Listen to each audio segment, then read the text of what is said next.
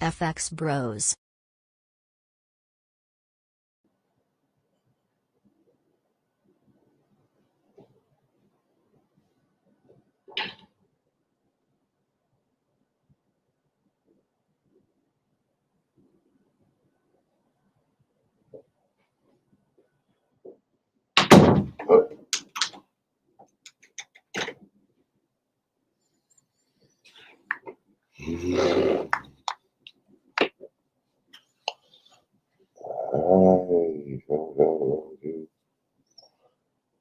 Good morning.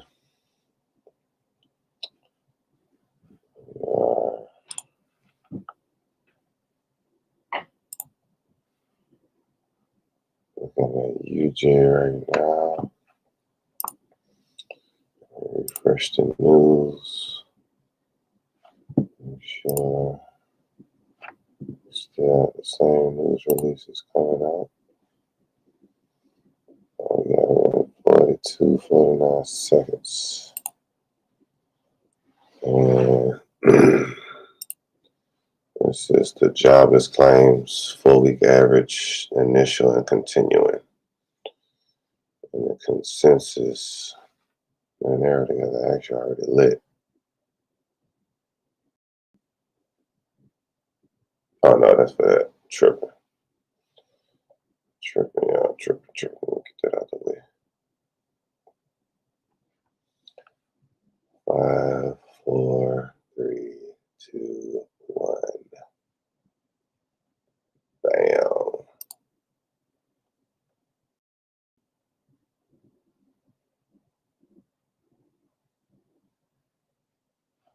What's the dollar doing?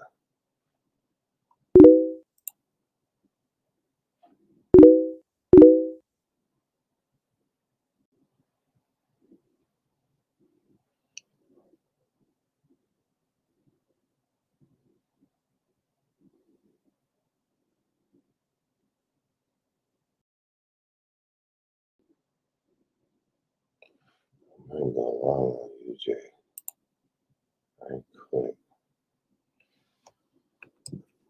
On the bitch, even though I know it's a sweep of liquidity, but I'll try it just on the news trade.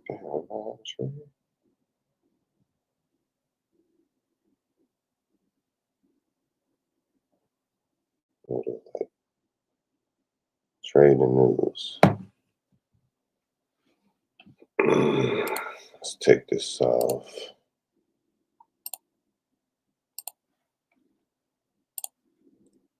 Long position here. I wanted to sweep this. I wanted to go. What is this?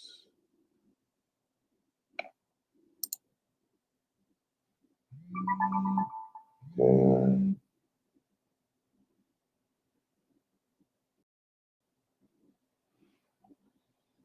I'm not sure what that line is.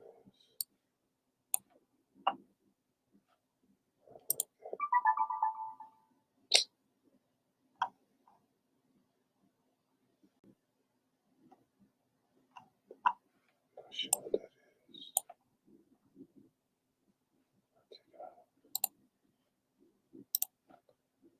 I don't like when I know the line.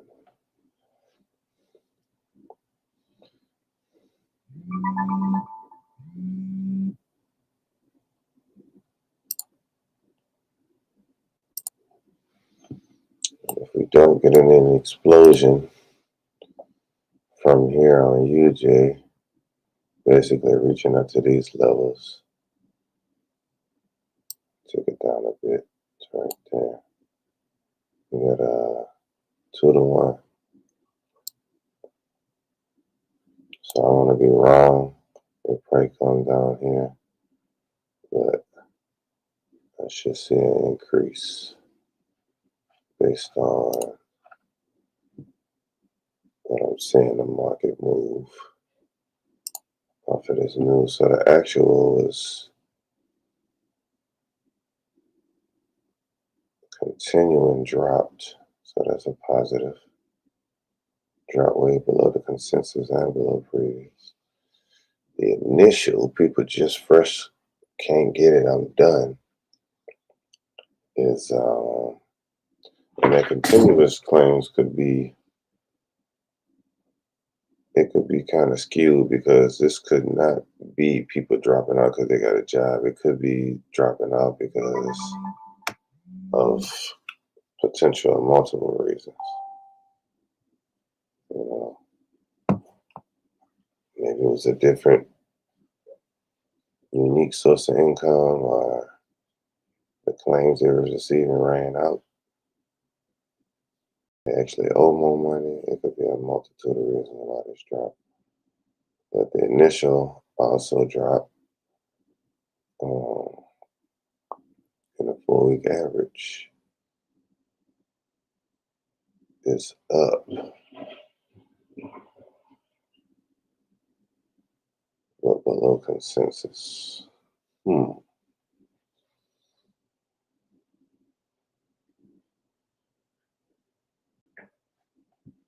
All right, let's see this. Gotta ask a new ChatGPT question.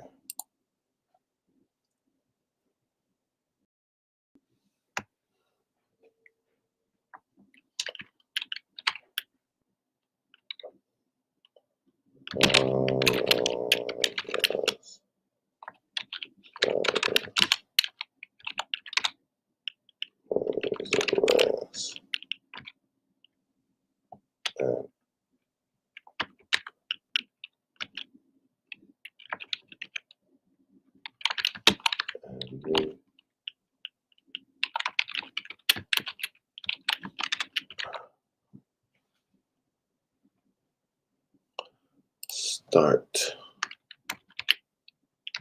to claim and receive.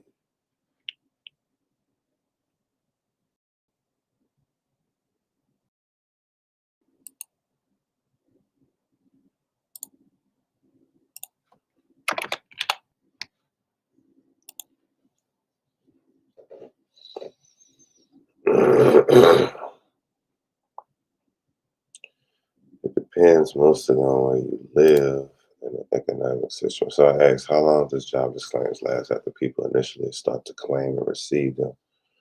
Because with the numbers, they're showing the 4-week average is going up. Continuous jobless claims are dropping, and initial is dropping. I ain't tripping on initial. I'm looking at the 4-week average and the continuum. 2 weeks. Continuing is for people who file for unemployment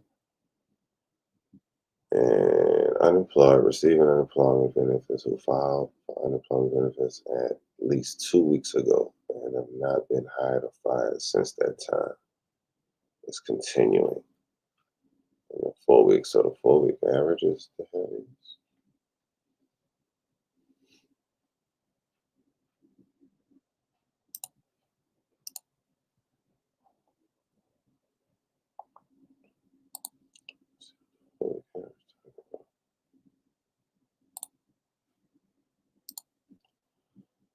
Four-week average indicates the number of persons who file for unemployment insurance for the first time in the last 4 weeks. For the first time. So that's tied.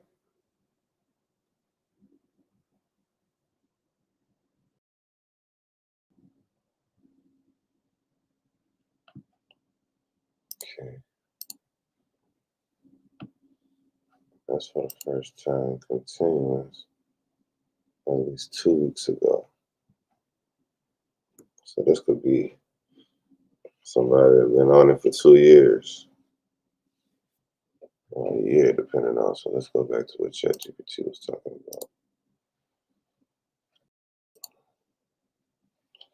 Let's say the short answer, it depends most on where you live and the economic situation is a clean breakdown since using the US as a baseline since most people have jobless claim. Yeah, unemployment benefits typical during up to 26 weeks. 6 months. That's the maximum. Most states, a few states offer less, for example. Some cap it at 12 to 20 weeks, depending on recent earnings. Start seeing benefits when either you hit maximum number of weeks or you find a job starting at extended benefits on its own during the major recession occurs. I'm going to add extra weeks. The extended benefits used 13 to 20 weeks only can extend when unemployment is very high. Federal emergency programs like COVID is a temporary expiration from the end and have used on weeks.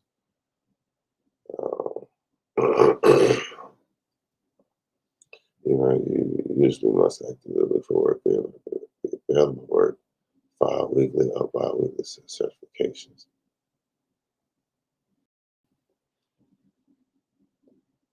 About this on maximum weeks, weekly dollar amount, eligibility rules, all vary by state.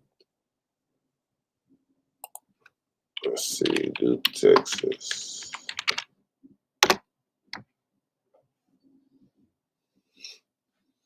$26 weeks.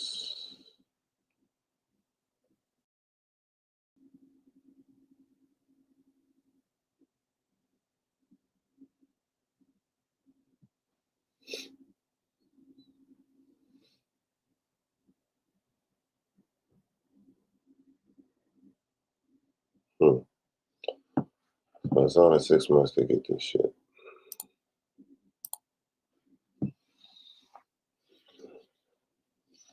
UJ is currently running. AUD still selling out. We got take profits down here. It was crazy. I had my take profit right at this wick, and we didn't get hit, obviously. But yeah,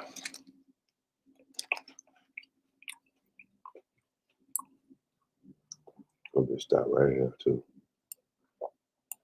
It's crazy. What am I calling this?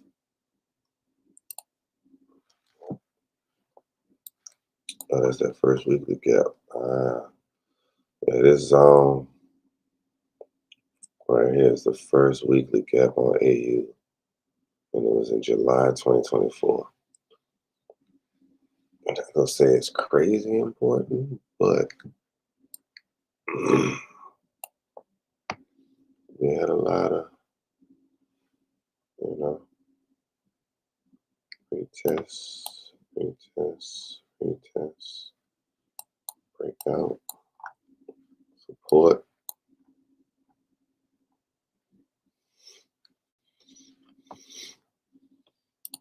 Let's see how that support holds. We still got a nice range to fill, and that's just on the previous weekly lows. So yeah, we can definitely do that. Of course, we got more for the year. We got a lot of levels. So we already swept the previous high. And that was here on Sunday now. I caught them sales, but it's hitting harder. I guess I just held that bitch. I made it back on.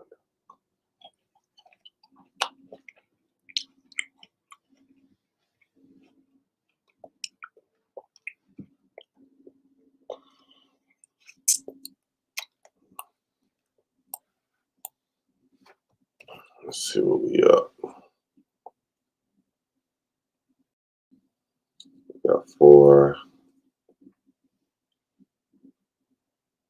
We only up 2 pips on UJ, 2 pips on the most recent AU sale, and our initial is 17 pips.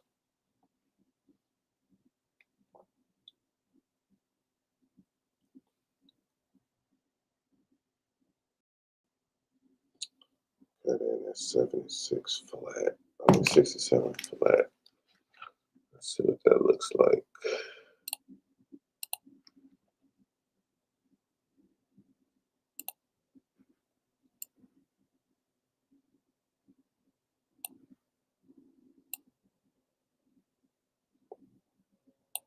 So nice 1 to 3.5.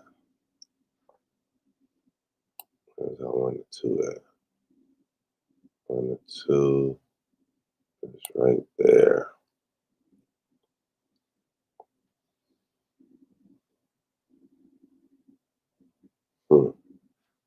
crazy.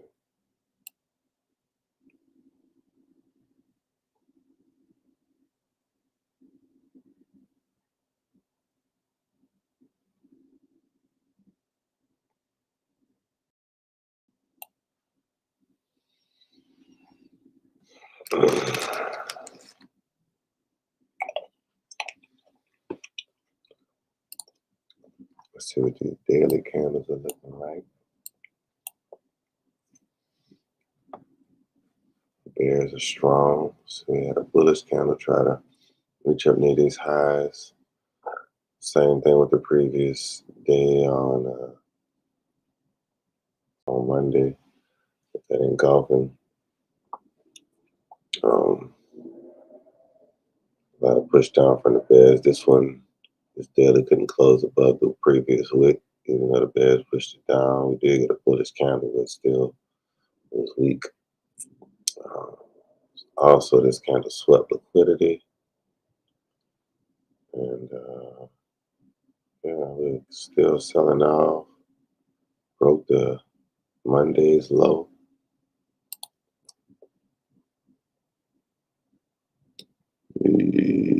What's the low of this? 66.83.1, and it's closed at 63.83.3. So that's great of a close that we wanted. But it's all good. I'll monitor this. I'll leave it at my initial take profit. I won't change nothing, because I don't have it changed on my broker, so I'm down. Let's do something like that.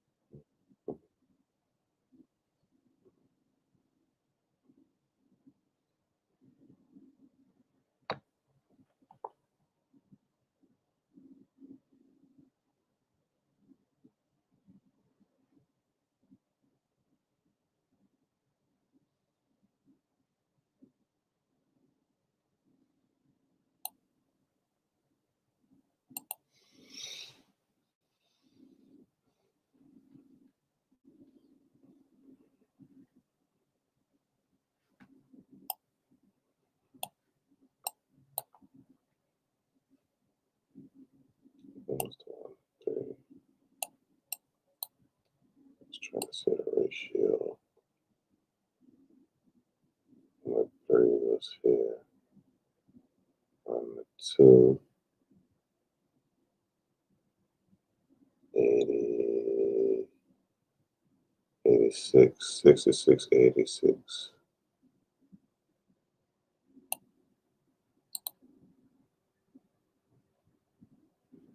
So we're gonna watch that price 66.86.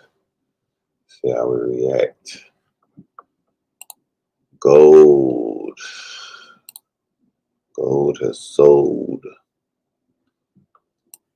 Gold sold a lot too. Is that a weekly? Yeah. Hold up. Hold the phone. Hold the phone. Now this, well,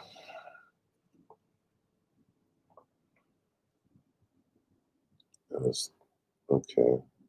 2 waves bullish.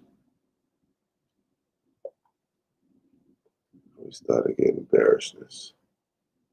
2 waves bullish. We're getting it late. Let's see. The thing about this, we got pushed out far. Like that high wasn't, like we still in that range. Now this did, but we didn't get that engulfing like we got here or here. So this might be telling. We got 2 more days before this spot gold against the dollar closes, but that's going to tell us a lot if we get a bearish engulfing on the weekly. Like I said, that's the first one this year. So monthly. Yeah, monthly ain't gonna do that. But that would be a crazy way to close the year. Because we started the year with a bullish weekly engulfing. That would be that'd probably be the best trading year ago on a weekly. So yeah. Looking forward to see how that closes. Guess you could say, or you can't really say the same.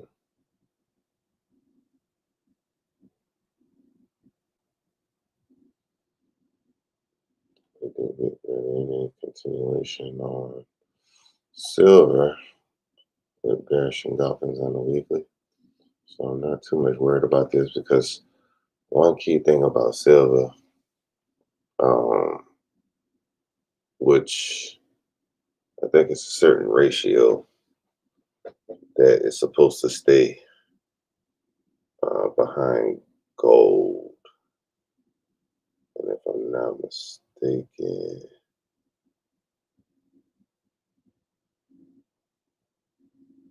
I want to say it's like 60. I don't know if it's 60x. I think that's like the normal. So we going to calculate. Let's see.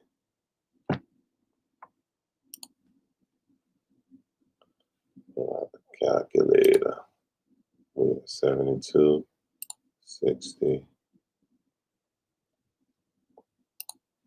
times 72, 4320. So gold should be at 4320, and we have 4330. So yeah, that's a good rule of thumb. 60x is like where it should be. And I think that number was not aligned early in the year as well as we were at 32. So that's one reason. Another reason is silver is widely used, and I think more used in gold and products like for military equipment, medical equipment, electronics, batteries, phones, you know, especially with the batteries with from a Tesla aspect all the way down probably to Duracell. Um, it's used a lot. So companies either go one, well, for sure what they're not gonna do, they're not gonna stop buying silver. So that's a good thing. So now if the speculators come in and push this up similar to a Robinhood GameStop situation, then yeah, it's gonna go on a parabolic run,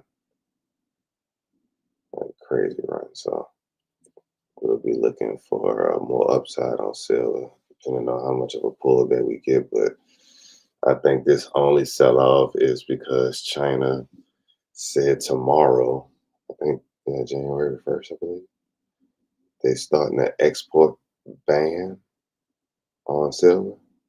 So US gonna have to get their silver from somewhere else, which is a lot of the people who sell silver, but when China got so much of it and they're refining that shit.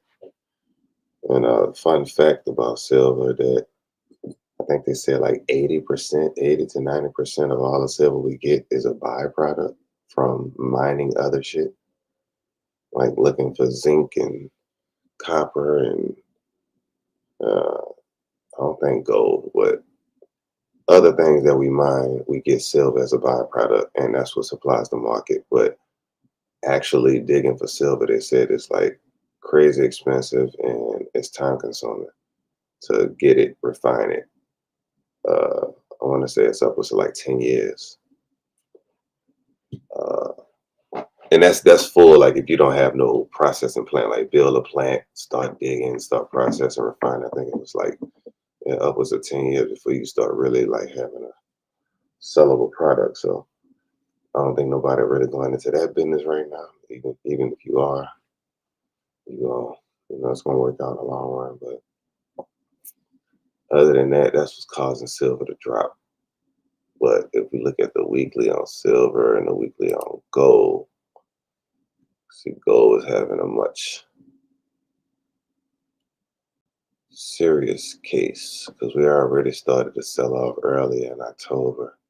Then we made that new high, breaking into 4,500, and now with that new recent news, people are probably just, taking profit, moving their money into other assets, expecting potential upside for the stock market with all the recent pullbacks they had, and going to something a little more safer. But we still put that back up there.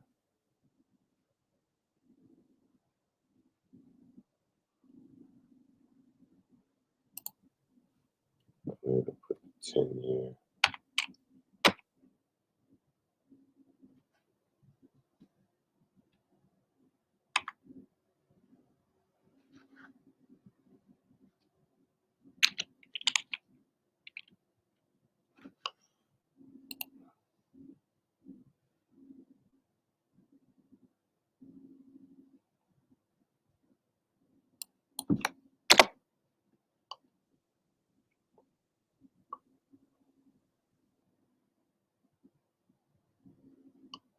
$10-year, 30-year, 2-year,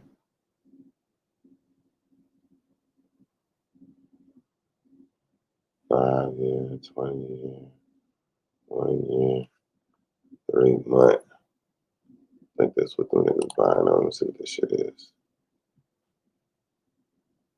3.3. It's not bad, niggas. Let's see what the 10, 4.1, 30, 4.8.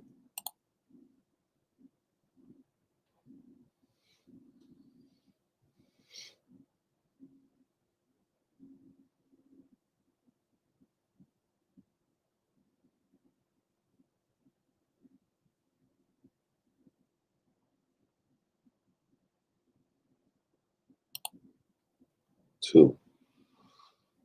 So borrow yen and put it in dollars. And get 2% wash on the money. Keep up with inflation. Minus the fees. But I'm not sure. But we'll keep it up.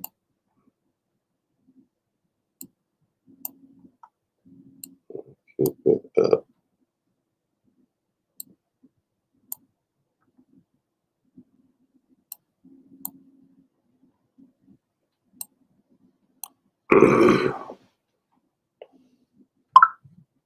Japan.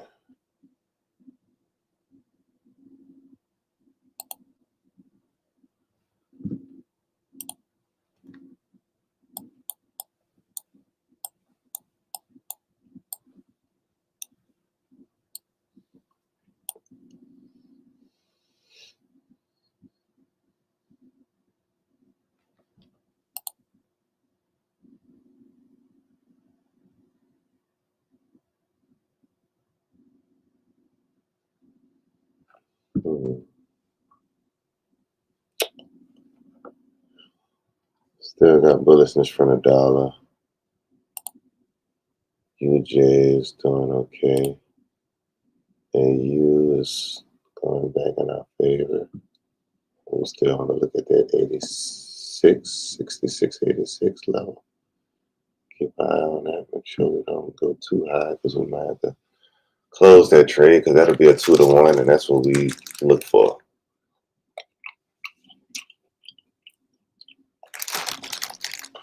Quick 2-to-1.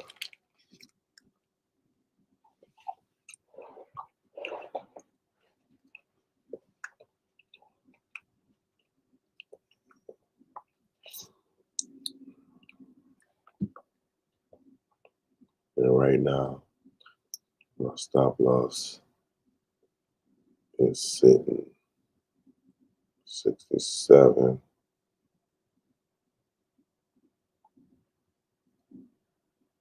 Oh, 1. So we got a 6 pip stop loss. What is the 10?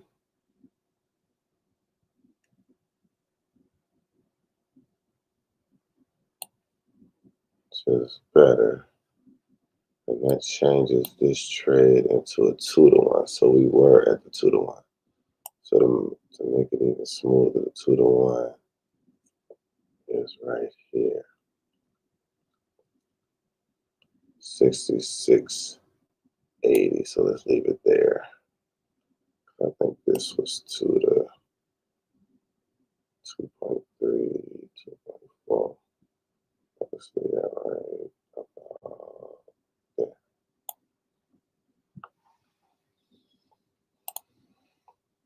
Which we already tested multiple times. So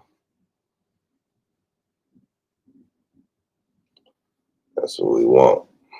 Can't get it, grab 10, lock it in, let it be a friend.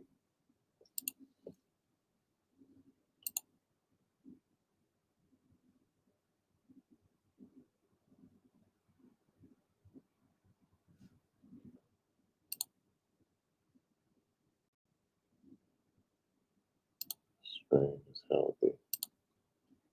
I don't know why I should find that, but oh well. So let's see. We do have markets opening up at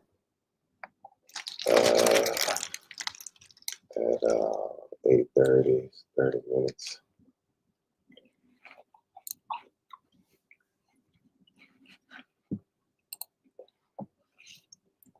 Take a look at Bitcoin.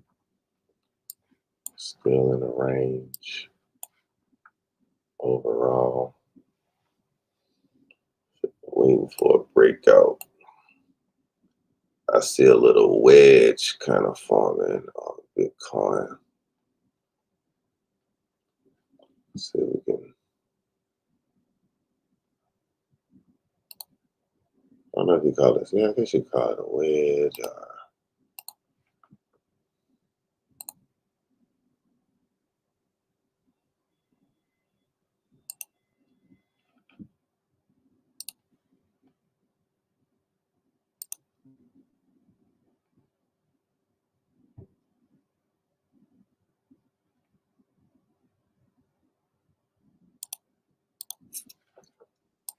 See if I can refine it a little bit.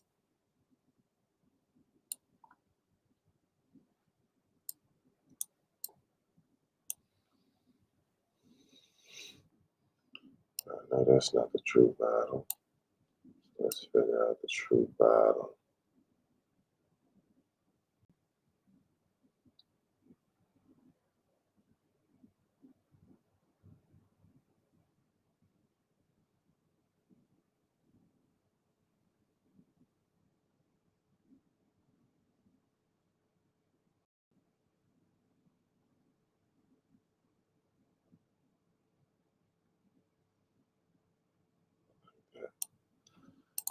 Lock that in.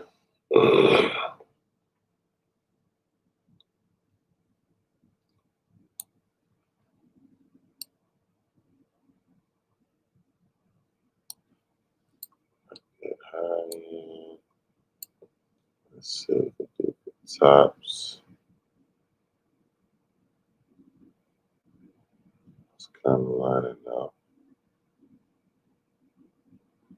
Take it in a little further.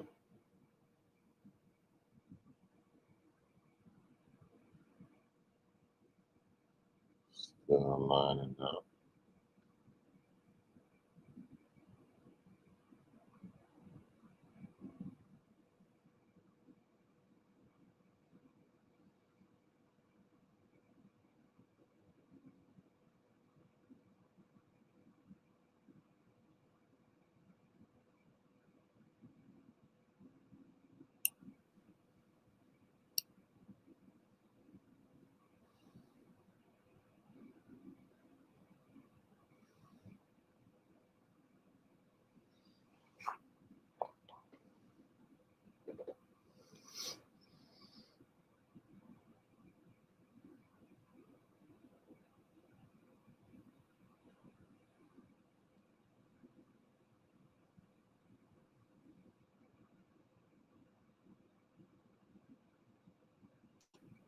Like really getting surgical with this shit. Fuck it, that's close enough.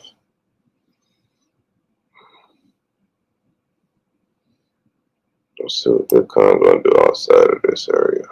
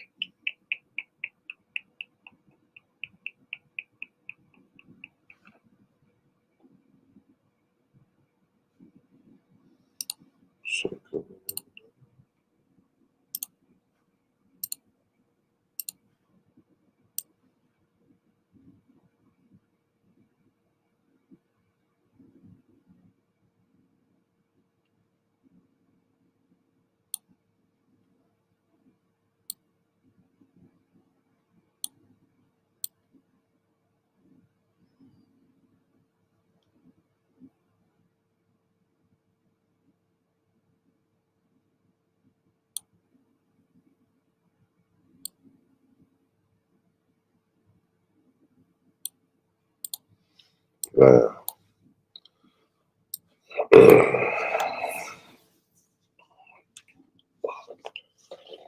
So we waiting on Bitcoin to break out of this scenario. That's the range. And if you want it in range form, you can do that too. I'm trying to be right in there.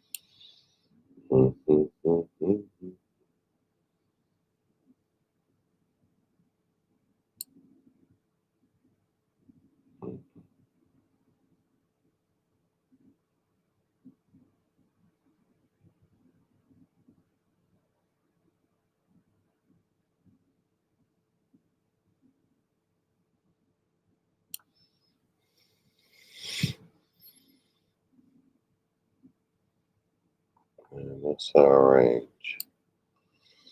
So Bitcoin gonna have to definitely break out of these scenarios, whether it's these trend lines forming this little wedge pattern or overall the range. Ethereum is on the life of its own. Really kicking back. XRP.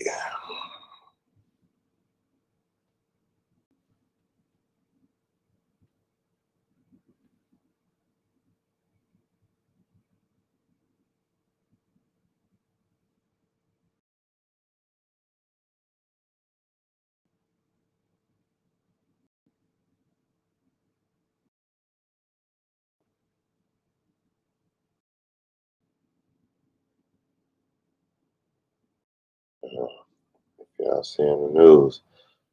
That's another thing I need to ask ChatGPT. As far as the inflows from Bitcoin to Ethereum to XRP, when they first started the initial ETFs, who had the best first year inflow? Man, they say XRP. I'm about to go get a tattoo. I'm joining the XRP army.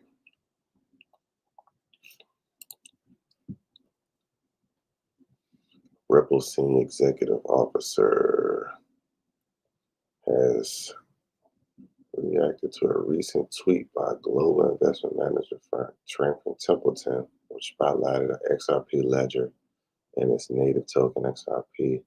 In a tweet, the California-based company, which has over 75 years of investment and over 1.6 trillion in assets under management, shared a view from its head of digital assets, Roger Basins, regarding the XRP ledger and XRP. According to Roger, head of digital assets at Franklin Templeton, XRP ledger is a payments first blockchain enabling real-time, low-cost settlement and cross-border. There's an added that with a diversified digital portfolio, native token XRP is a foundational building block, given its market cap significance. The project spotlighted XRPZ is ETF launched to provide investors with exposure to the price moves of XRP.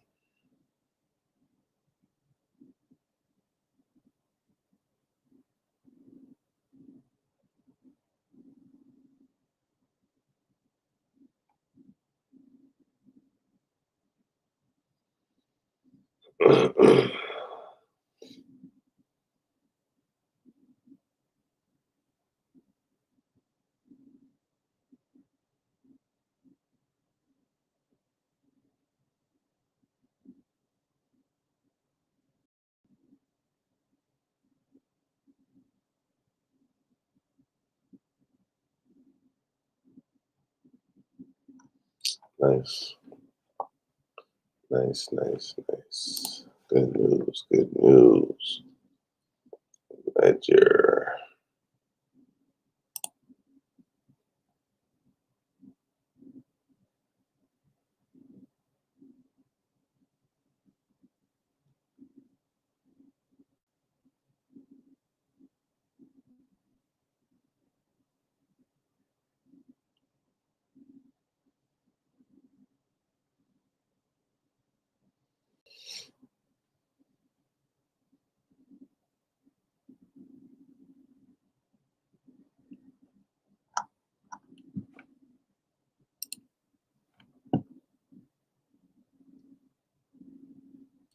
So let's ask ChatGPT another question.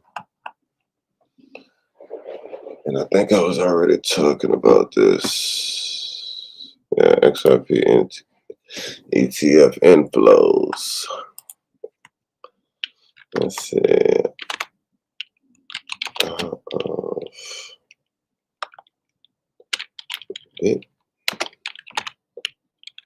Bitcoin.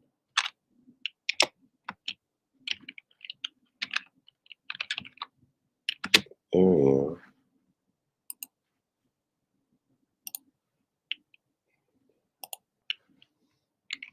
And XRP.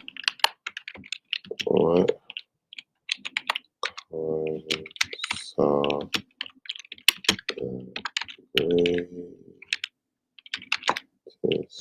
and fastest net inflows from the initial launch year of that ETF?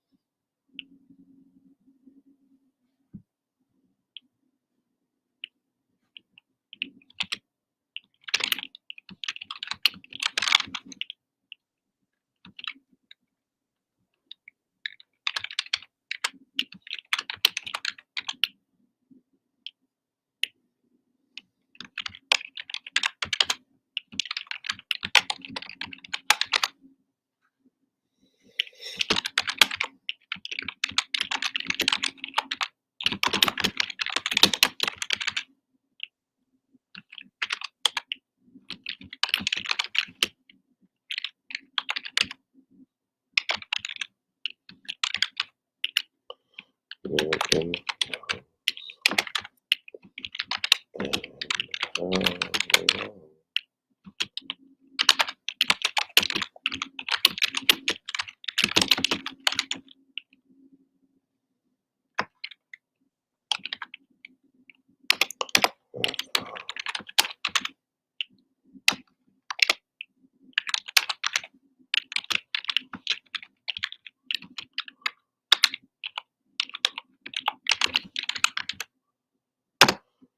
Let's see what they say. So basically, I was asking out of Bitcoin, Ethereum, XRP, what coin saw the greatest and fastest ETF net inflows from the initial launch year of that ETF. I think, I want to say in total, out of ETF that was launched for XRP this year is at $1 trillion, I think.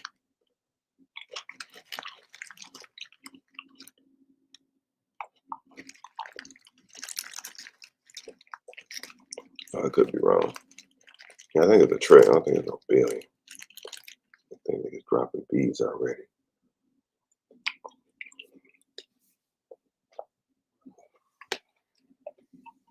I'm like baby money now. No billion. So we're gonna wait for that to think. But I did want to talk about XRP a little bit deeper as far as market cap. So if everybody is looking for $100 XRP, that would mean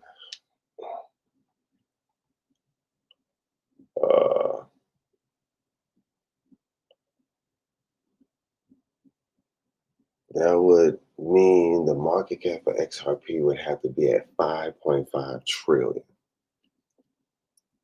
I'm not saying that can't happen because, you look at gold reserves and the gold market cap, but that's all the gold, so you would have to give up your gold. I believe so. But the gold, derivatives, stock market, like the money can't funnel through there, and I guess through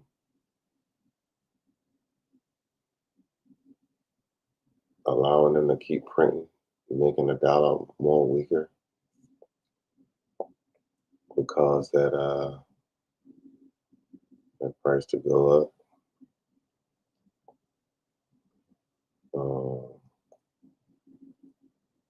Because it'll take more dollars to buy it, and also with the rarity factor, especially with something like Bitcoin, prices are always going up. And that's why that one it already surpassed $100 because it's only 21 million coins. We got more people in shit. In Fort Worth, probably. Arlington, fuck. But nonetheless, for XRP price to see 100, the market cap would have to get to 5 trillion. The current crypto market cap, I want to think, hit a high of 3 trillion. So you kind of see what kind of money has to come into this market.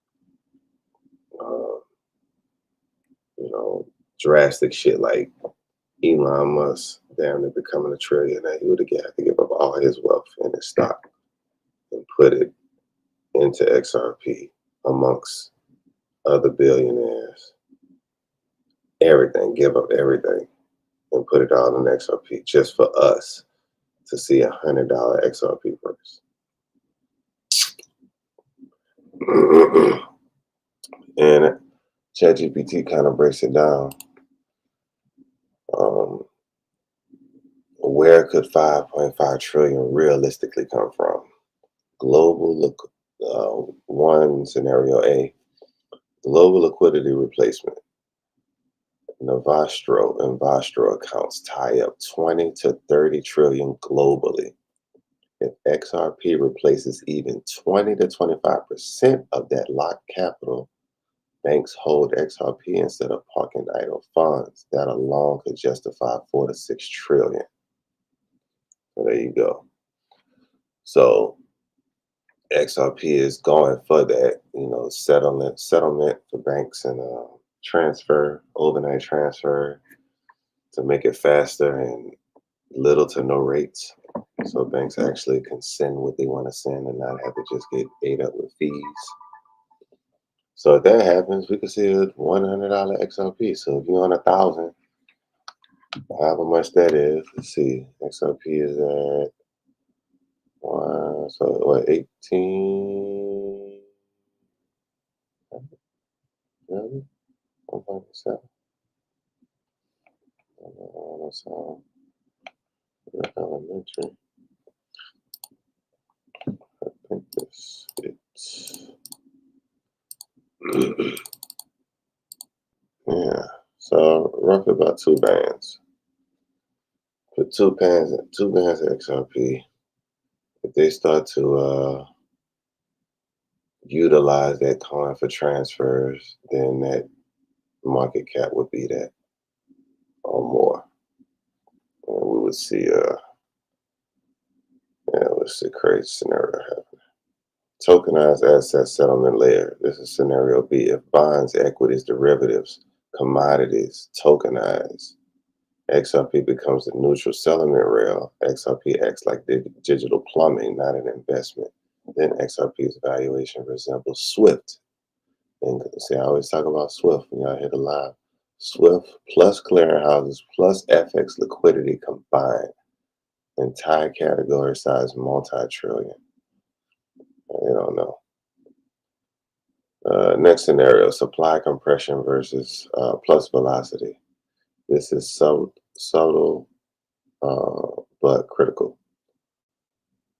Most XRP would be locked in institutional treasuries held by liquidity providers. Only a small float trades. High transaction velocity demands high unit price. Same reason oil, gold, and sovereign bonds don't need daily turnover to be valuable. What must change for $100 XRP? Let's be blunt. XRP becomes systematically important, used more than traded. Price stability improves, treated like a financial infrastructure, not a retail hype cycle, not meme driven, not speculative mania. Plausible, low but not logically impossible, requires a redesign of global settlement infrastructure, decades, not years. So 500 billion market cap, XRP at $9, realism, reasonable, crypto growth, plus the banks, which we already kind of seeing. So we could run up to $9.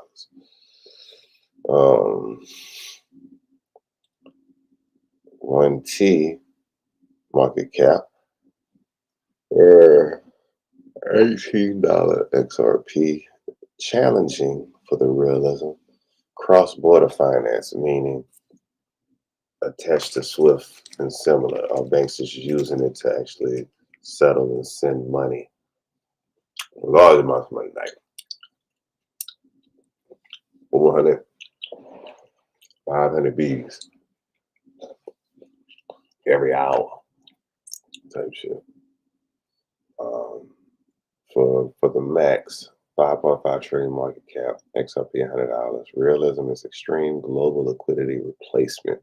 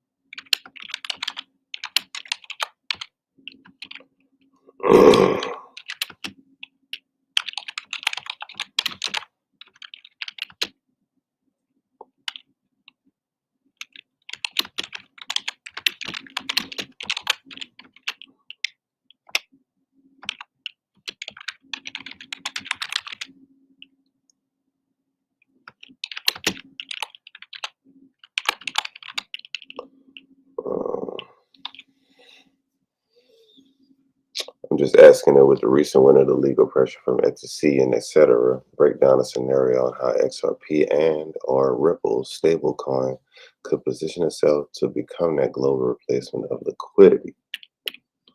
And what to look out for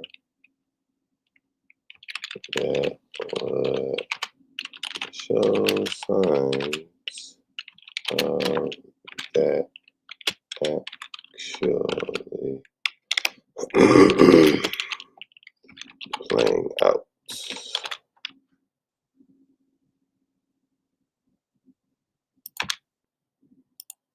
Let's see what they say. Let's see what these charts looking like. UJ continuing on the run. Good news. UJ is running. AU's. Oh, trying to take off profit.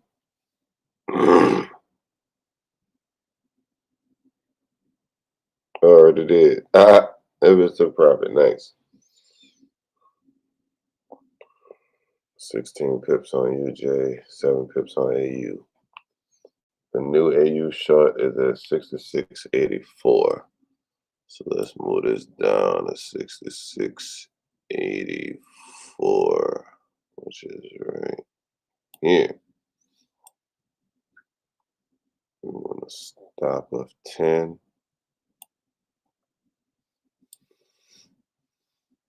Let's see what a 2 to 1 would be. Sweeping the mid level. I think we could do that. Then we could reach for previous 50% range.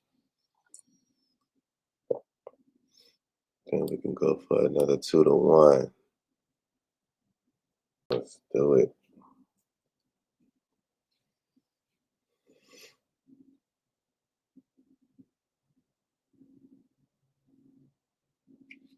What are we taking UJ?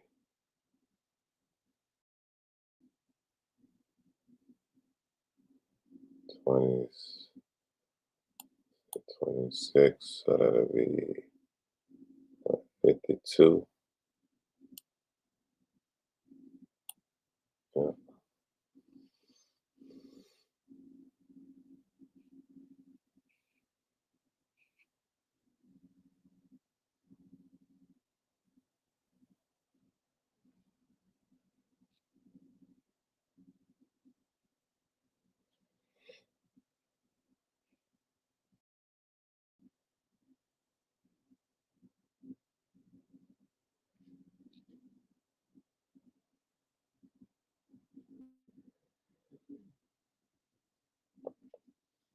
What was our middle ground? 66.65.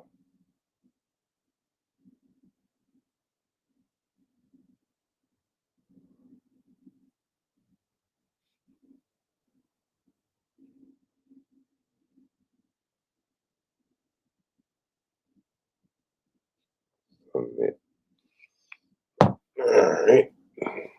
Just added to that. Since I know I believe this is gonna get swept back and down. We might feel this whole range, but after we swept the high, it'd be nice to come and tap 50% of the previous weekly range, grab some buys down in this area, and then run the market back up with a selling dollar as they continue to devalue it because they about to print, baby, print. Niggas probably just dropped another 40 Bs. I wish we could track that shit.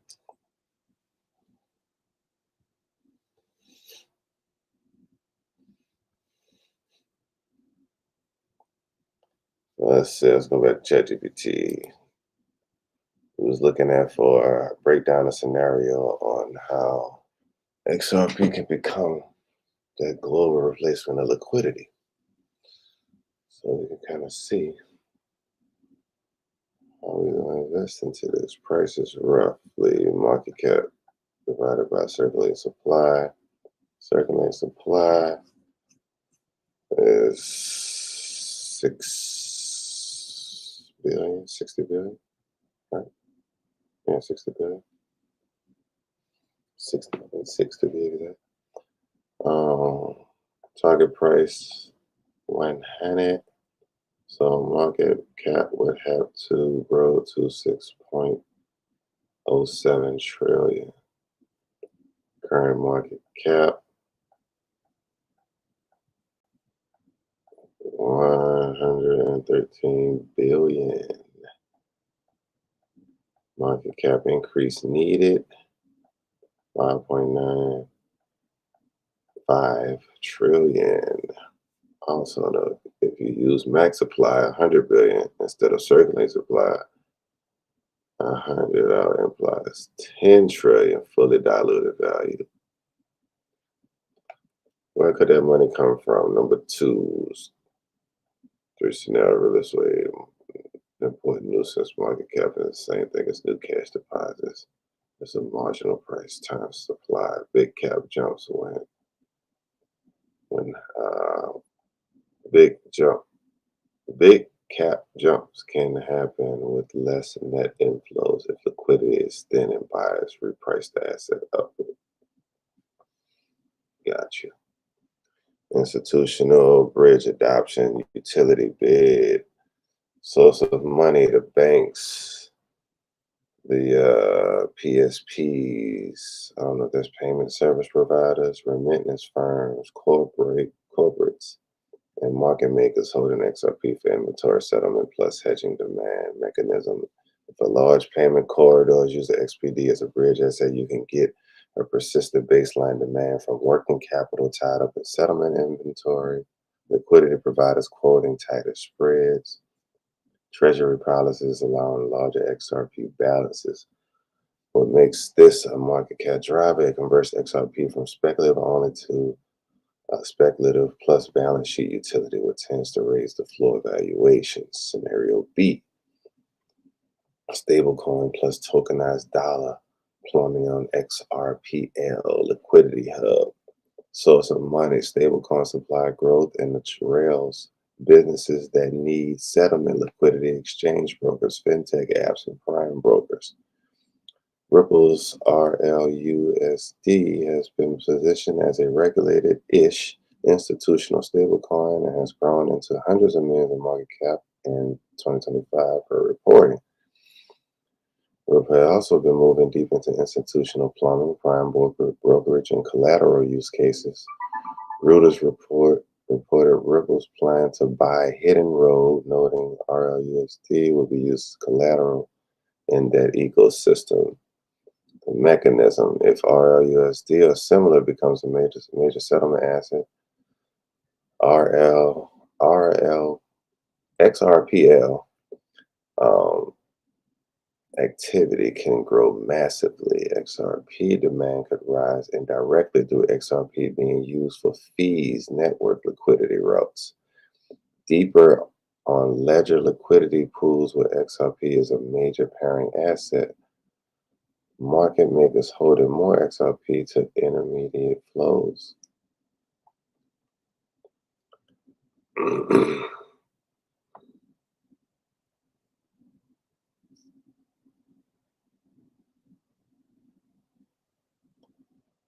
Scenario C, regulatory clarity, broad investment access, speculative institutional bid, source of money, large asset allocators, RIAs, ETFs where allowed, corporate treasuries plus retail. Ripple's long-running SEC overhang has been a gating factor. The SEC site shows a joint stipulation of dismissal entry for Ripple Labs and executives in 2025, which market treats as a meaningful de-risking.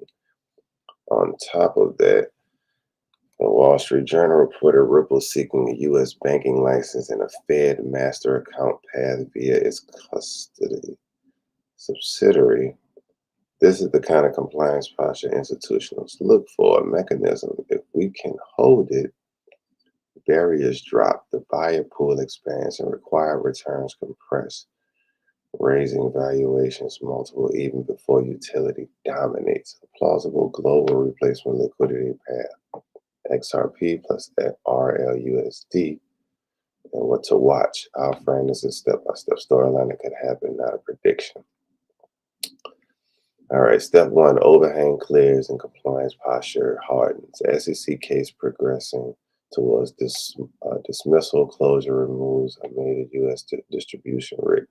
Ripple pursues bank-like status, banking license, Fed-style access, which makes institutions more comfortable using RLUSD and related products. Signs to watch, clear final leg language, dismissal terms, no lingering restrictions, and a major U.S. venues expanding access. Concrete regulatory milestones on the banking license track. Public approvals, conditions, timelines. Step two, RLUSD becomes the regulated dollar leg. RLUSD launched late 2024, and by mid-2025, press coverage described rapid growth. If RLUSD is widely used for 24/7 settlement, it can become a standard cash equivalent inside crypto native and cross-asset prime brokerage flows. Reuters explicitly tied Ripple's institution deal making to RLUSD collateral usage. We gotta look into that more. Signs to watch. RLUSD market cap rising from hundreds of millions to multiple billions with visible institutional venues supporting issuance and redemptions. Integrations where RLUSD is used as collateral prime brokers exchanges rather than only retail trading pairs. Step 3, XRP becomes a neutral bridge for non-USD legs. In this world, RLUSD is often the dollar pipe. XRP is the bridge neutral inventory that market makers use to move between currencies assets quickly. Especially where holding USD stablecoins isn't optimal or where regulations and funding constraints differ. Signs to watch, rising ledger on DEX, liquidity depth. DEX and liquidity depth with XRP is a dominant routing assets, lower slippage on large swaps, more public statements from large liquidity providers, market makers about XRP inventory use, clear growth in payment corridor volume, especially if disclosed by major partners. Right. Now step 4, network effects. Liquidity begets liquidity. Once on network becomes the cheapest, fastest place to source liquidity. Spreads tighten, more institutions flow there. Valuation can leap because the asset is now infrastructure, not just a token.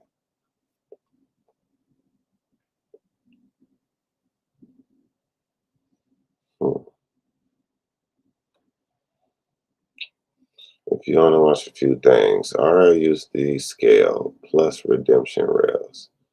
It is important in major institutions stablecoin. Is it becoming a major currency? Number 2, institutional plumbing wins, prime brokerage and collateral usage expanding. Number 3, regulatory milestones, banking license progress, legal finality. Liquidity depth on XRP pairs. Can it move size with low slippage? Real corridor volumes, not just price volumes on exchange.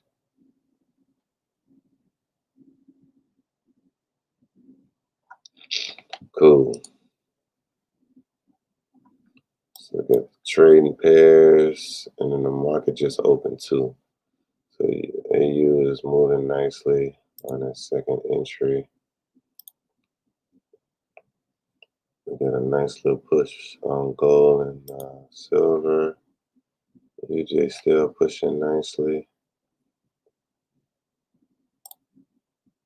Bitcoin still figuring it out. Let's look at some of these stocks. Boy, Lyft is just slaughtering and slaughtering and slaughtering. Why won't you let me?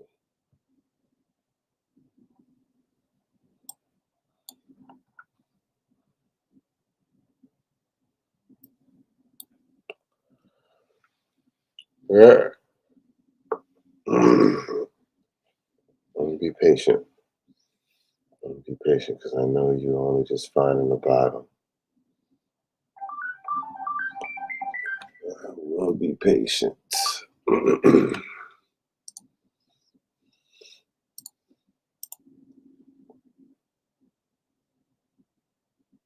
Oh yeah, just to show y'all the charts, I didn't have them up.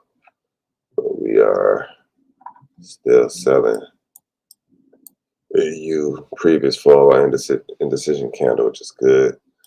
UJ still going long, which is good. Gold, silver is starting to push back up, but gold is kind of figuring it out.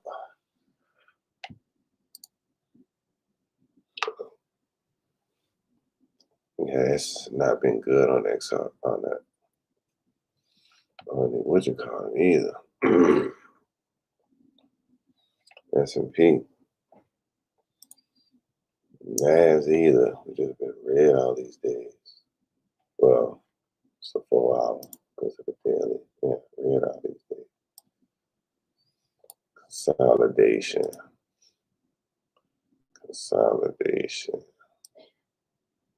Not a good time to be in the market. I'm probably going, yeah. I'm going to be more Forex going into the beginning of the year till I see a change.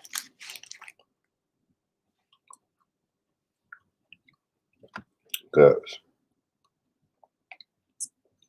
the companies we are trading, for the most part, are in the S&P and NASDAQ.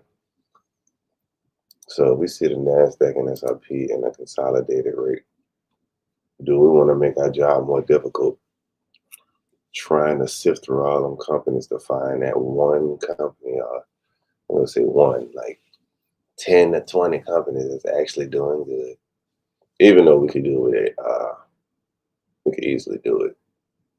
But I don't want to be forced to invest into a company that's just because it's having a good week. But I know that company is, probably not Amazon or Walmart or Tesla, like, just structurally sound going into this new technological boom and AI boom. So we don't want to chase uh, percentage gains. And then again, we want to chase strong companies with outlooks and an actual plan to grow. That's what we want. So, and that takes time. I mean, it's easy to look at the ones that's already been winning, run with them and keep going. But other than that, it's going to take time to really figure it out on what's what. And it's best to go long on those companies that you do trade in the NASDAQ and S&P when you start to see, runs like this. It's good to short companies in this time, but if we're going on a bullish run, then yeah, those buys tend to work out a little bit better. It's kind of like looking multi-time frame analysis. You getting bullish runs on a daily, the weekly, and even as low as the 4 hour. You scalping on the 5 minute, 15 minute, them buys gonna be working out more so than not, because you're getting the overall push from the higher time frames working in your favor. So yeah. So we look deeper into some of these other companies before we wrap that up.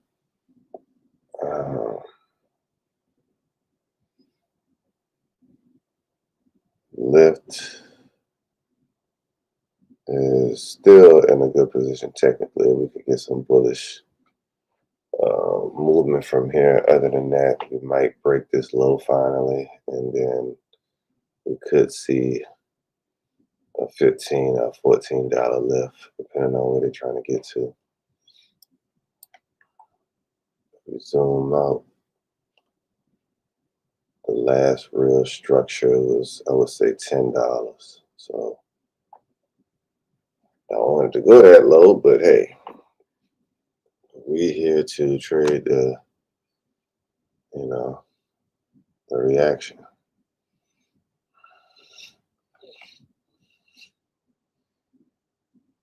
As large accounts move this market.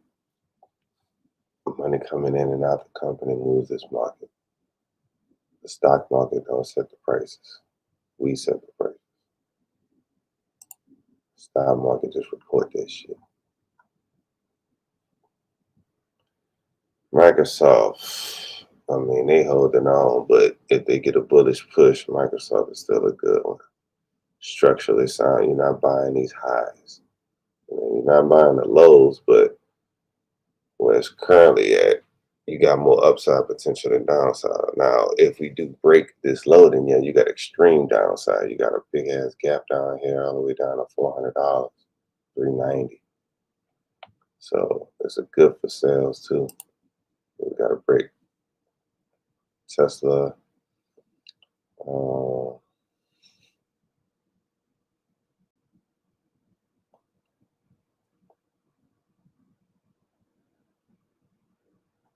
And I thought Michael Berry was shorting Tesla. Somebody shorting it, but they look like they might be okay.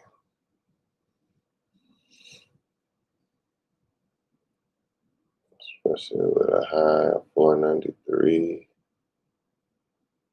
almost 500, 490 to 500, a high of 450.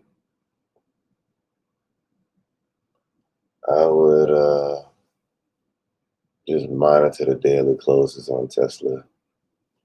You're in a perfect scenario to wait for at least for a green. Like, look at all these bearish scenarios when we actually started going down. Like, we were going down here, going down. But look what happened when you let it really go down and wait for a bullish scenario. Now, this bullish scenario was kind of weak. It gapped up, and we didn't get no continuation, so easily get out. But this one, we had a little continuation, and then with the sales, it didn't like affect this move up. I had a double bottom on the wicks, and then a run, bullish run.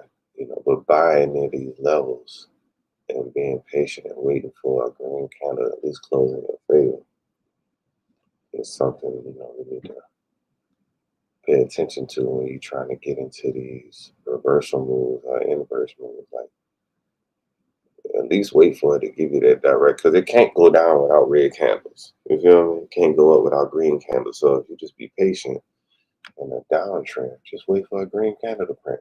Don't even trade this shit. Even if it start being green, wait for that bitch to close, because it might just give you a dumbass wick and come right back down. So, Oracle is in a funky spot. But I know they did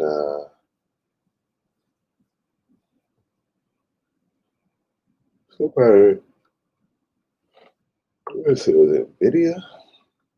I know they're supposed to be a part of that Stargate project, but on the negative side, Oracle is somewhat involved in that whole Netflix, Paramount, Warner Brothers situation. If not Oracle, Larry is. He's the CEO of, or the founder. I don't know if he's the CEO. AVGO is at a good area for buys. Once again, if we do break strong support at 320, 325, or even 330, 325, then yeah, chances are we could come all the way down to 290, 280, 290. And from there, got further more to drop if we do. I'm not saying we will, if we do. Nike. Probably go see a little run after all this holiday shit is over with. But yeah,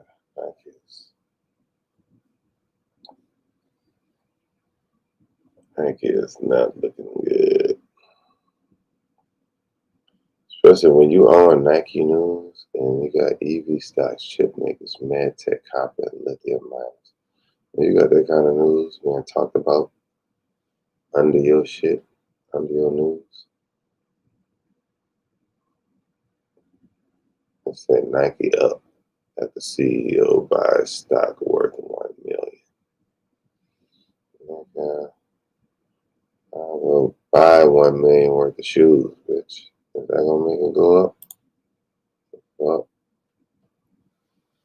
Dutch Bros. Dutch Bros is an ugly chart, but it could be a Starbucks. Only thing is, I think they probably need to start to expand, kind of like, even though Starbucks got killed with that whole Target play. People stop shopping at Target. There's a lot of Starbucks inside of Targets. And I want to say, yes, I saw Starbucks at a Tom Thumb or some shit. But nonetheless, I think they need some more partnerships like that. Get that name out there. Or maybe this is just go straight TikTok. But they're doing good though. I like their coffee. I go there. I'm probably gonna go there today. Look around. Nvidia would be where I would be parking a lot of my money at if I had it. I'm working up to that. Like I said, we got rolled to 25K. You see the ticker. We're working our way up to that for that very reason. Day trades only.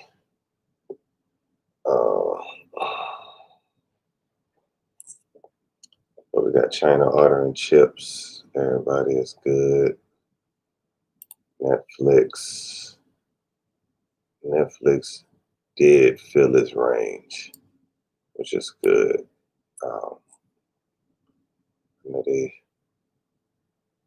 Warner Bros. Likely to dismiss Paramount's amended offer.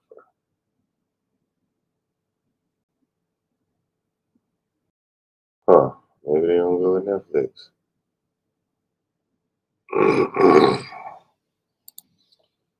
Big Bear.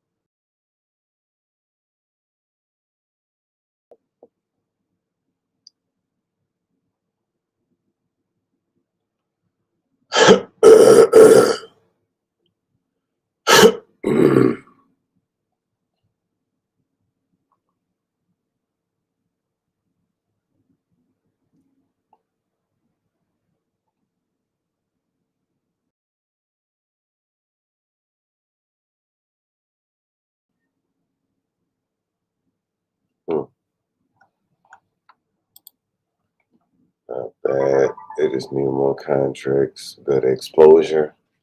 Like I said, they're, I don't know if I got them up. Yeah, this is their competition, Palantir. Now you see, go back in the day, Palantir was at $12. $9 ran up to 41.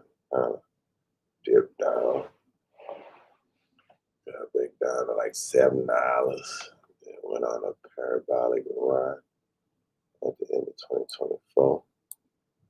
That really made a lot of people some money. Big Bear. What you got from the Big Bear? $9. $1.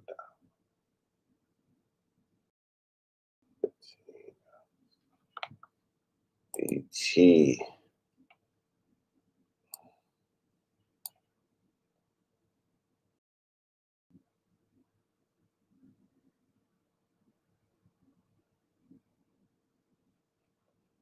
These are companies I'm thinking about.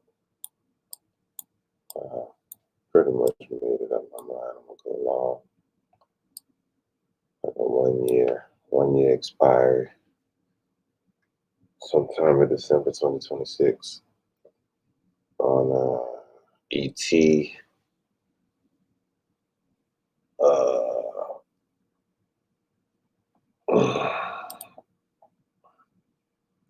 For energy.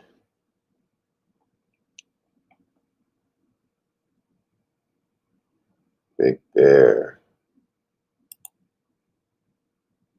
Software and defense. And then Lyft for autonomous and driving because people still need to move around. ET would be shipping energy. Lyft would be shipping energy. Big Bear is for, like I said, there's software defense. And then I want to swing Walmart again, but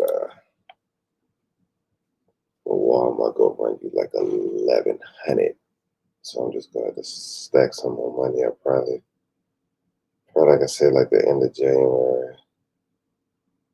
Not depending on what Mardi Gras does financially, I will do it around that time. The latest March. I still got a car I gotta buy.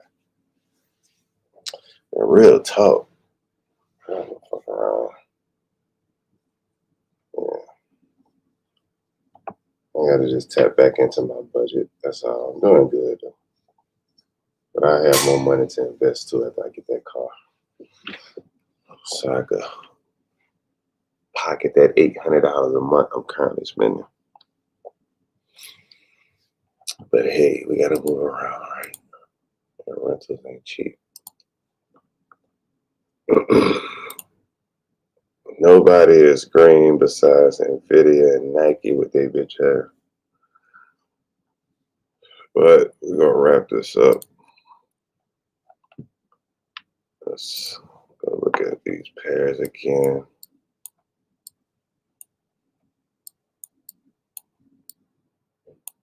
AU is selling. Awesome. UJ going long. Awesome. The dollar should be going long. Awesome.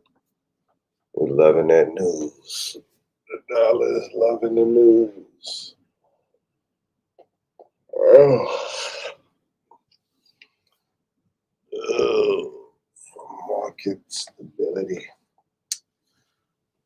So yeah, we're gonna wrap this up.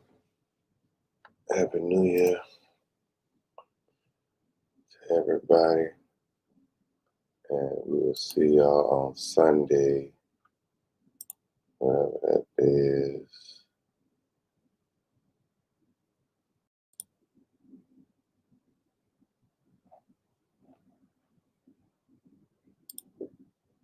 That's third. no, the 4th, January 4th. We'll be back on Sunday. The dollar is about to break the previous high.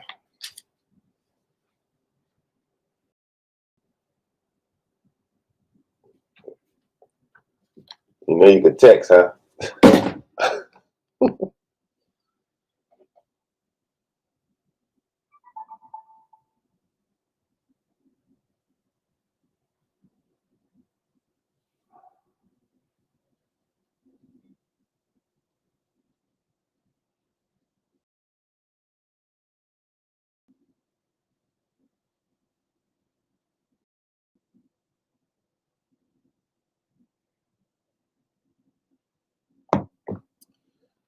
But yeah, we about to break that previous high, which is Christmas. What am I on, a 1 hour? What are you? Yeah, I was about to say Christmas high. Christmas high has already been broken. That was the low. Yeah. So we're gonna monitor that. But we are currently in AU buys and AU sales and UJ buys. Okay. And they are working out perfect. So yeah. Forex is doing good. Trade to London. Take profit in New York. I'm done. See y'all Sunday. Peace.